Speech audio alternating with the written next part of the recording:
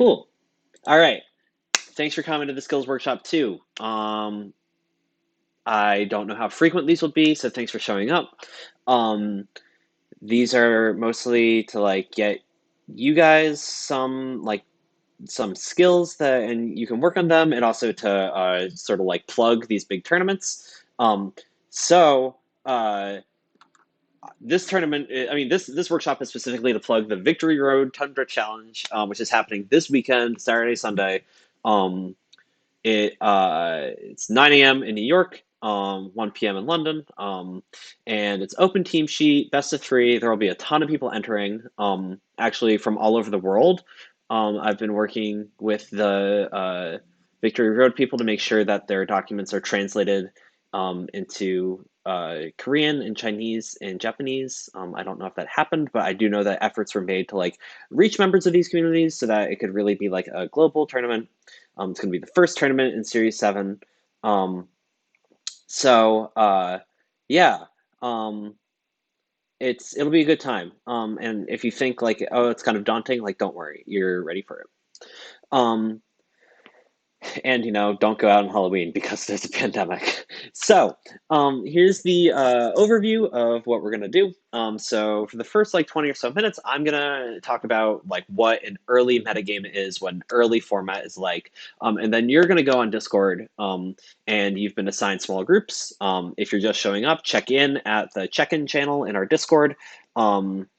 We Yeah, we'll give you a group, and so you'll have a small group, and these will be your group mates, and you'll have some nice discussion with them, and hopefully play some games with them. Um, cool. So, so again, why do a live seminar? Why do a workshop? So I want to give people tournament confidence. Like these things are totally things that you're ready to participate, that you're ready to go out there and do.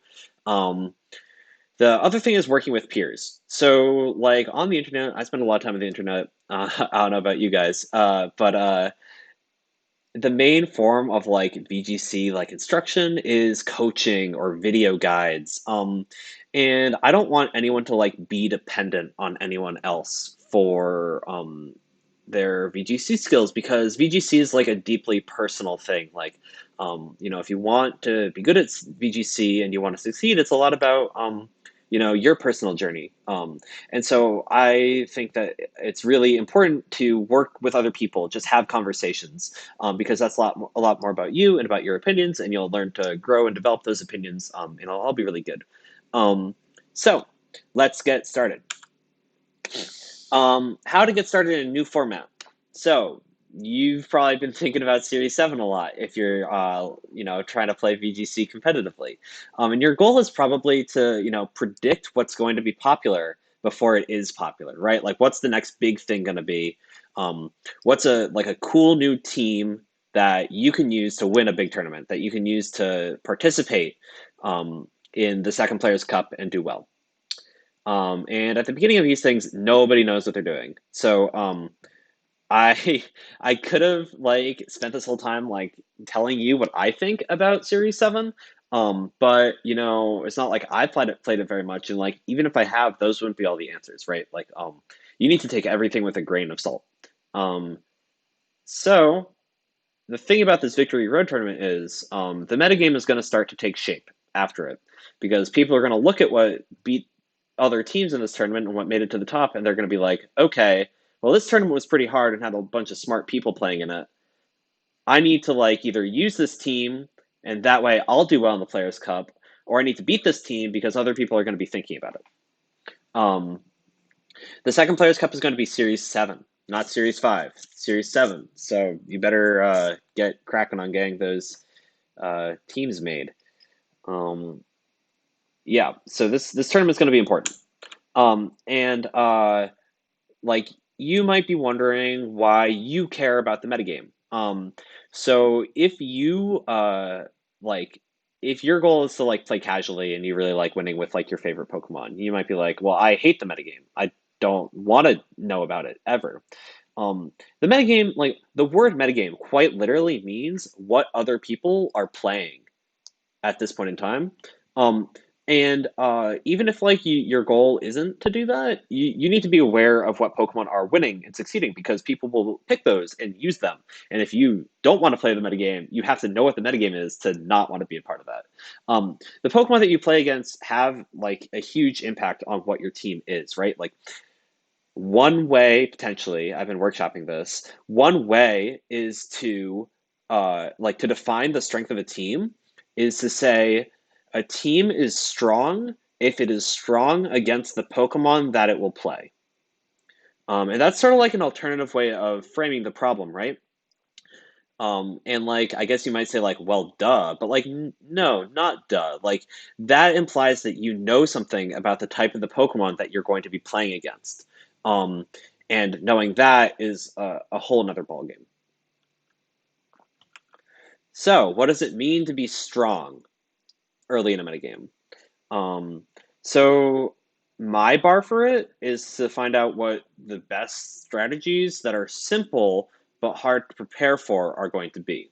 And so I want to like the way I sort of motivate this to myself is like thinking about like what would happen if there's a player and this is their first time playing VGC, and they've been playing the metagame for a month, right? Like they've had access to this game for like a month, and they have a team with a strong strategy that doesn't require much thought. Um, and then player B is a player who's played for a really long time and has no idea what's strong. Like they haven't seen any of the teams other people have been building, and they just sort of like looked at the Pokemon available in Series 7 and made a team. I'm gonna tell you that this matchup like goes to the player who's never played before but has a month's worth of metagame experience like 9 times out of 10. So if you played in the early Sword and Shield format, not many people did, but you might be familiar with the team with Dusclops, Rhyperior, Hatterene, and Indeedee, right? This team did one thing. Oh, and Torkoal. So, okay, a really hard Trick Room team, and it's really easy to play this team, right? On the surface, at least. You can use Indeedee and Hatterene and follow me in Trick Room. Great, it's up. You can use Dusclops and Rhyperior, get Trick Room up and Bulldoze. That's it. That's all you need to know how to build that team. Just get the Trick Room up, get the strong Pokemon off, and attack. Beating that team takes a lot of effort, right? And so we want to identify those sort of like one-dimensional strategies, right? Like we want to identify what uh like strategies that are so good you can play them only one way and beat people who aren't prepared for them at all. That's strength early in a metagame. And once you have those teams, okay, you can build on that, and you have to think a little harder, right? Like Dracovish is another great example of something that's one dimensional but strong, right? Like to beat a Fishious Rend at double power, you have to do some very particular things. And if you look at the early teams that succeeded from Series 1, that was so long ago, um, they all had that built in. And so then you like iterate on this, right? And so we're not to the point of iteration yet. It's not about being smart right now. It's about being strong. And so what I'd like after this presentation is over is for people to talk about what they think strength is um, in their small groups. So the key things that I think are important to look for um, are proactivity. So that's I guess sort of a fancy word, maybe not. But is your opponent forced to react to your strategy or risk losing the game immediately? Like, for example, if my opponent has Dusclops and Rhyperior, I got to do something about that or I'm going to lose, right? Like, if that Bulldoze goes off and if the weakness policy activates Rhyperior Dynamaxes, I'm going to lose that game. I have to do something. That's me reacting. Um, that is in those terms, that is a proactive strategy, right? So on like the flip side, like let's say I have like a Dragapult and my opponent knows that it's got the Life Orb and it knows that I'm going to Dynamax and take out the Dusclops. That is now like now I'm the one proactive, right? So that's sort of like the baton of proactivity. So look for that when you think about what things are strong. Is your opponent forced to react to what you're doing? So also consistency. How often does this work? and how often does it work versus opponents that know that it's about to come. That is sort of like the key like meat to consistency, is like that's the difference between something that's a gimmick, right? Like a surprise that your opponent doesn't see coming, um, and consistency. Uh, like okay, I know their moveset, I know what's about to happen, but I'm still losing. That is a consistent strategy. I'm still losing to that strategy, not winning with that.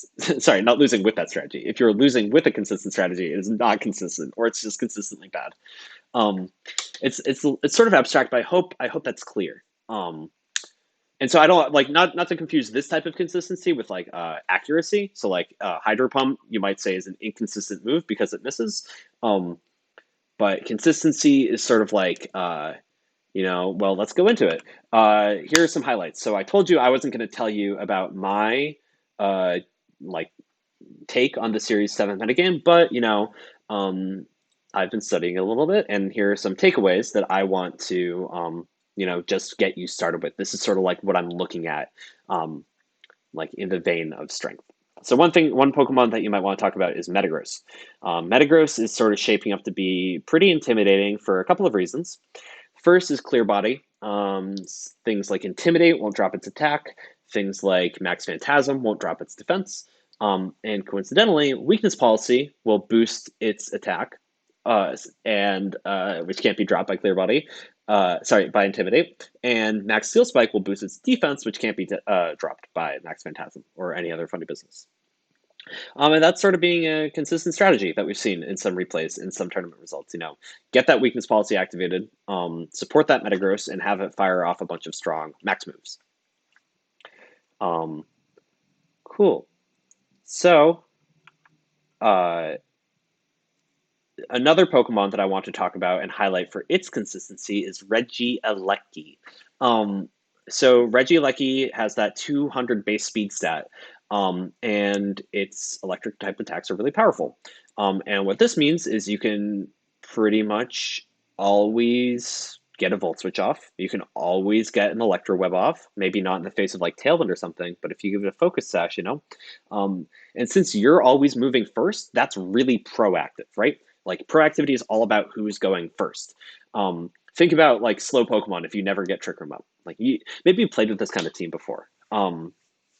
So like let's say you don't have Trick Room on your team, but you have all like the Trick Room attackers, and they all have really nice type synergy. Like you have a fire type Pokemon, you have like Torkoal, you have a water Pokemon, you have Primarina, you have Rillaboom, right? And they're all hanging out, but you never get Trick Room up.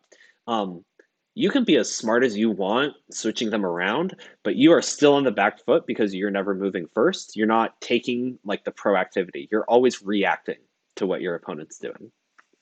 But Regieleki always moves first. So you get to be more proactive and sort of set the tempo with the game there. Finally, I want to talk about the Ice Horse, which I can pronounce, and I will later. The Ice Horse is really strong because of its defensive stat line. So we've never really encountered something like this, right? Like an Ice type with really good defenses. That doesn't like that's a new thing here. And it also has really good coverage moves, like just rock and ground and ice. It's good enough to go in Trick Room, especially off of its huge attack stat. And unlike Regieleki, it's slow, but if you can manage to get Trick Room up, you're going to take out a lot of frail Pokemon. The Ice type is also really valuable for taking out things like Landorus and Zapdos and Moltres, which are also shaping up. And so I highlighted these three Pokemon because they sort of meet the key things that I'm looking for strength. They're proactive. Metagross, get that weakness policy off. Dynamax, deal a bunch of damage. Regieleki, Volt Switch out and then attack with strong attacks. Glastrier, Ice Horse, get Trick Room up, maybe activate its weakness policy, or just go to town. So those are all consistent, proactive things, and I guarantee you, if Ray Rizzo didn't know what these Pokemon did, or didn't build his team to deal with these Pokemon, he would probably lose to them. And so consistency, how often does it work? You can get the weakness policy off a good amount of the time. You can Volt Switch a good amount of the time. You can get Trick Room up and like deal this damage a good amount of the time. Um, and so if you play with any of these Pokemon, you'll see that. Um, yeah, so that's those were the things I was thinking about. And now let's talk about questions. And rather than asking me questions about any Metagross, Regieleki, Glastrier, or Series 7, like let's try and keep it about, what is strength? What does it mean to be strong early? Let's talk about these things. So I'll answer maybe a couple questions and then we'll like go into the group work. So you can ask them in Twitch chat or I'll pop open the big disk. That's Discord.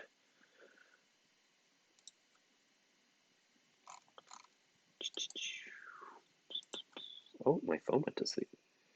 I'm ready to lose to Metagross this entire thing. Metagross is pretty strong, huh? But that's good because you know that it's strong.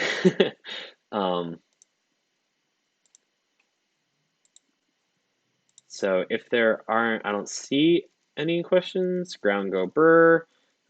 Questions. Okay, how do people come up with strategies that were unheard of? Like somebody discovered that Metagross or Whimsicott Terrakion works really good. Great, great, great, great. Great question. How do people come up with strategies that were unheard of? It's all brainstorming. It is like brainstorming is one of the most important skills. Um, like you need to not be afraid to be wrong, like okay, I have this sort of idea, and then you build it and then you test it and then you refine it. And that's how people come up with good Pokemon teams. um, and I'd say that some of the coolest things I've ever seen in Pokemon are the results of like brainstorming sessions. Yeah, so that's yeah, just like, if you like how like to come up with that, just you gotta play the format, see things that excite you, build them on your own, try them out, keep looking at those move sets. Yeah. Okay. Wow, there are a bunch of really good questions, and I'm gonna like try and take an answer. Common pitfall people have in early formats: trying to be too smart. You can't be good again, like if you're trying to like slow play. The beginning of a format is often like really hyper offensive or offensive in general because we don't really know how to build like balanced cores with switching around, and it's more about how much damage you can deal. um, so if you're trying to do something smart about switching around, you might find yourself losing to offensive threats that you hadn't thought of or that you might not be dealing with proactively enough. um, how do you decide to balance your team between sweepers and support mons? I don't really like classifying Pokemon as sweepers or support Pokemon. They're sort of like Pokemon really have to be dynamic in double battles. Like you have to, like you're always gonna have two Pokemon on the field, and they're always gonna be interacting in different ways. And if one of them is too weak defensively, your opponent will take it down easily, and the other Pokemon will be left on its own. If one of them doesn't exert enough pressure offensively, then it's going to be ignored and the partner is going to be focused down. So it's really a balance between like how much damage can they do, what amount, like what hits can they survive, and sort of like how quickly do they leave the field, if that makes sense. Like if a support, like if you have a Pokemon that like does something crucial, like getting up Tailwind, and then leaves the field, right? Like if they're a Pokemon that like always Tailwinded and then left the field immediately, that would be perfect. So not a great answer, but just want to move fast. How useful is focusing on strats that can beat consistent mons consistently in early meta? Well, I mean, that's the game, right? Like you wanna be consistent. Like you want to have a consistent strategy. But the consistent Pokemon are hard to beat consistently, so you do have to do like a good amount of thinking. So I would think more than like trying to frame it as how do I beat things that are consistent. I would think, how do I be consistent in a way that is difficult for these other Pokemon to deal with? If that makes sense. Let me explain that more.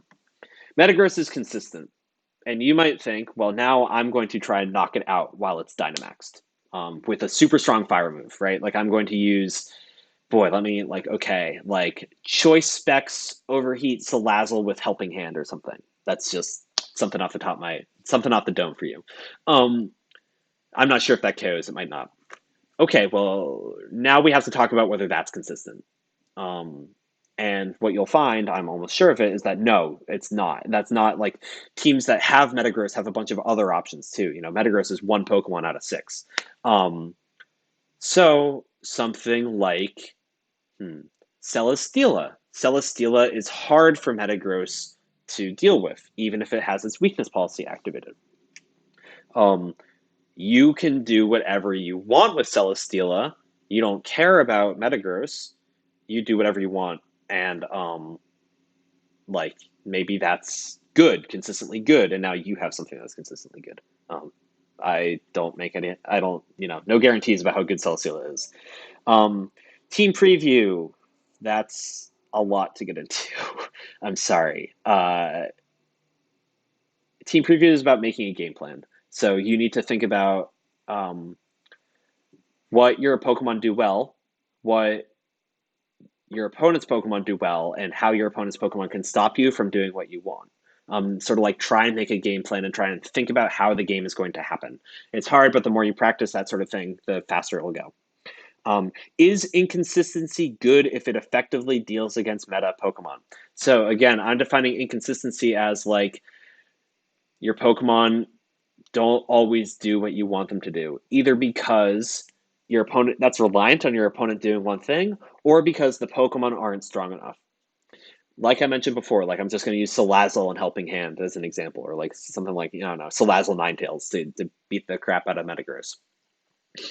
Uh, Salazzle on its own is inconsistent. Like, what if they switch the Metagross? Now you have a Salazzle on the field and has a base stat of like 50, right?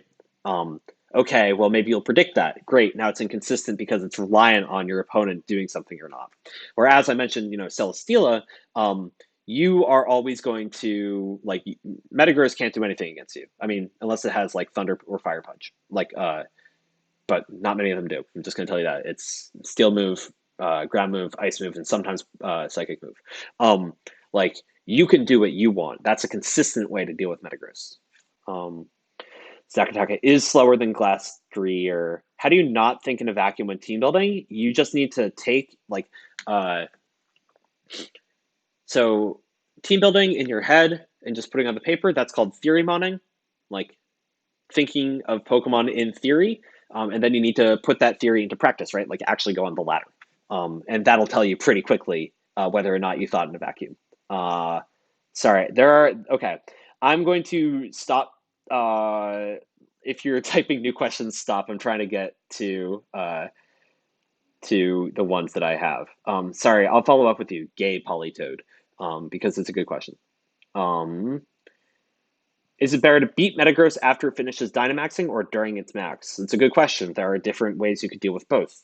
For example, if you burned it, then you could probably deal with it in its Dynamax.